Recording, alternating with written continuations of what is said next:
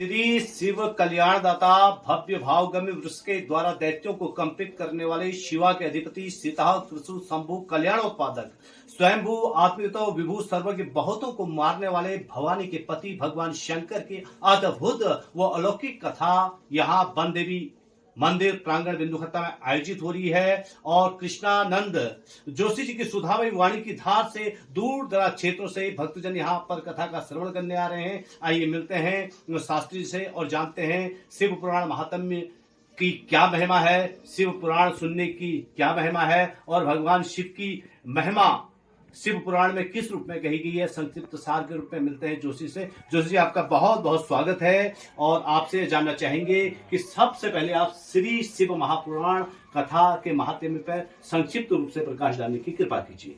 शिव महापुराण महात्म्य जो है जी, वो महात्म्य ही इतना बृहद है जी कि उसका व्याख्यान कर पाना अल्प समय में असंभव होता है। बहुत सुंदर। लेकिन महात्म्य के तौर पर हम कहें कि जो है शिव पंचाक्षर मंत्र या षडाक्षर मंत्र का जाप मनुष्य अपने जीवन में अगर नित्य करे तो महात्म्य के साथ साथ कथा का फल भी उसे अवश्य मिल जाता है। अति उत्तम। ठीक है नहीं जी। और भूमौ स्खलित पादानाम भूमिरेवावलंबनम त्वयि जाता अपराधानाम त्वमेव शरणम प्रभो। बहुत सुंदर।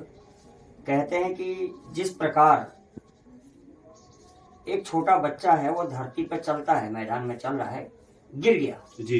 गिर गया तो फिर क्या पकड़ेगा वो? धरती को ही पकड़ा। ठीक उसी प्रकार परमात्मा से यही प्रार्थना करनी चाहिए, भगवान भोलेनाथ से, भूत भावन से, क्योंकि वो तो विभू है, सर्वत्र है, सर्वज्ञ है। तो उनसे एक ही प्रार्थना की जानी चाहिए कि हे प्रभु, अगर मैं गिर भी रहा हूँ बहुत सुंदर तो पकड़ूंगा किसको? आप ही को पकड़ूंगा। अगर पाप कर रहा हूँ तो कौन संभालेगा? आप ही तो संभालोगे। अगर मैं गलत कर रहा हूँ तो आप ही सही मार्ग पर लगाओगे। ये इसका विशेष भाव है। तो शिव तत्वम न जानामि कीर्तिशोषि महेश्वर। परमात्मा शिव के तत्व को संसार में कोई नहीं जानता है, इसलिए उनका भक्त कहता है या दिशोषि महादेव तादृशाय नमो नमः। जैसे तुम हो वैसे को मेरा नमस्कार।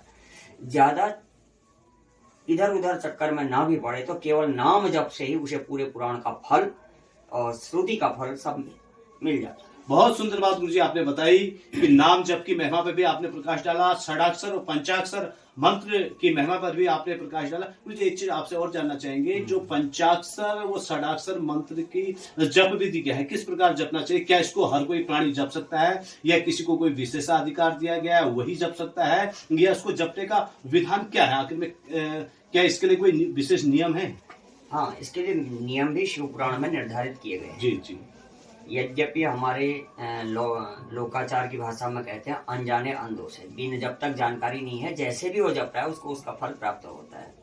लेकिन शिव पुराण कहता है इसके मंत्र का, उसकी माला का, उसके समय का, सारी उसकी विधि, जैसे मैं आज भी बता रहा था लोगों को कथा में कि एक जो होता है मानसिक जप होता है, उपांशु जप होता है, वाचक जप होता है। जी। वाचक जप का जो फल होता है उसका 100 गुना फल उपांशु जप का होता है। अच्छा। और 1000 गुना फल मानसिक जप का होता है। अति उत्तम। जो पंचाक्षर मंत्र है, पंचाक्षर मंत्र का जाप करने से मनुष्य को इसी योनि में, इसी जन्म में जी फल की प्राप्ति करनी हो तो पंचाक्षर मंत्र का जाप करें। ये मंत्र ये जन्म हमारा जैसा भी हो गया, अगला जन्म अच्छा हो, अगर ऐसी मानसिकता है तो उसको चाहिए कि वो षडाक्षर मंत्र का जाप करे। अच्छा। अब पंचाक्षर मंत्र है नमः शिवाय जी, और षडाक्षर मंत्र है ओम नमः शिवाय जी जी। तो ओम नमः शिवाय और नमः शिवाय, इसमें एक विधान दिया है, द्विजानाम नमः पूर्वम अन्येषाम च नमोन्तकम। अच्छा। द्विज, चाहे ब्राह्मण वर्ग में, चाहे पुरुष हो चाहे महिला हो, वो नमः शिवाय का जाप करें। और अन्येषाम, ब्राह्मणेतर जो लोग हैं उनको चाहिए कि वह शिवाय नमः का जाप करें, नमः बाद में लगाएं। अच्छा। अर्थ दोनों का एक ही है, नमः शिवाय नमस्कार है शिव जी को, शिवाय नमः शिव जी को नमस्कार है। अच्छा गुरु जी, एक शिव पुराण में एक मंत्र और कहीं पढ़ने को मिला था, श्री शिवाय नमस्तुभ्यम।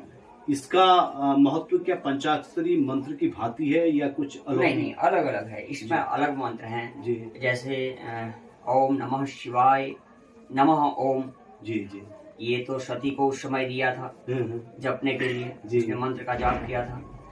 और ओम नमः शिवाय, शुभम शुभम कुरु कुरु शिवाय नमः ओम, जी, जी, ये जी। अलग मंत्र, हर मंत्र का अलग अलग फल है।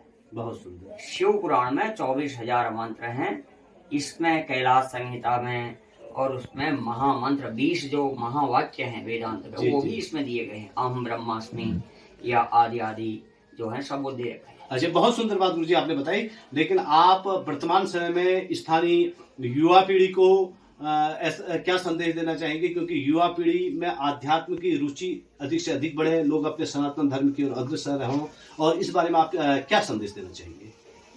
जो युवा पीढ़ी है उसके लिए तो विशेष जो संदेश है वह ज्यादा आडंबर में न फंस करके जी जी। जो वक्तव्य है उसको पकड़े और भगवान के चरणों में अपने मन को लगाए। बहुत सुंदर। लेकिन जो युवा पीढ़ी आज कर रही है वो बड़ा दुखद है। लोग नशा करते हैं, कहते हैं कि भोले बाबा भी करते थे, चरस का उसका पान हाँ, करते हैं, बिल्कुल, तो बिल्कुल। गलत बात है। क्योंकि भगवान भोले बाबा ने तो जहर भी पिया था। अगर ऐसा ही है तो जो जहर पिए अगर बच जाए तो फिर चरस भी पिए। हम तो ये सीधा सीधा बहुत सुंदर बात आदेश देते हैं। बात आपने बताई कि युवा पीढ़ी को आधुनिक समय से नशे से दूर रहना चाहिए। भगवान शिव जो है बिल्कुल निर्व्यसनीय है, और उनके बारे में जो भी ये बातें कही गई हैं वो एक प्रकार से भ्रांति है। इस बात का बहुत सुंदर बात आपने कही। गुरु जी, अपनी ओर से आप श्री शिव महापुराण कथा के साथ में विशेष रूप से क्या कहना चाहेंगे आम जनता के लिए?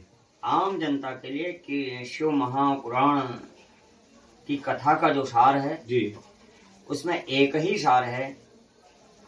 शिव पुराण कथा का ही नहीं, 18 के 18 पुराणों का एक ही सार है। अष्टादश पुराणेषु व्यासस्य वचनम द्वयम, अच्छा परोपकाराय पूर्णाय पापाय परपीडनम। अच्छा 18 के 18 पुराणों में व्यास जी ने जो भी लिखा उस सब का सार एक ही है, परोपकाराय पूर्णाय।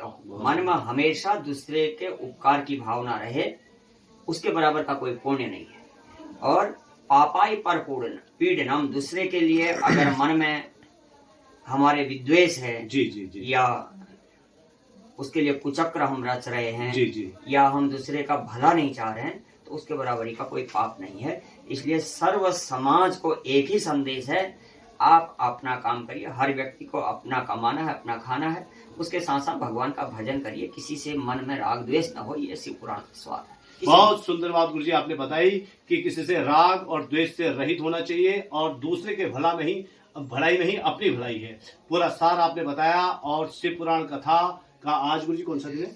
छठा दिन। छठे दिन की कथा स्थानीय जनमानस ने यहाँ जनमानस ने श्रवण किया, और लोग अपार संख्या में यहाँ पहुंच रहे हैं। आपने गुरुजी अपना अमूल्य समय हमें प्रदान किया, इसके लिए आपका बहुत बहुत धन्यवाद। जय हो।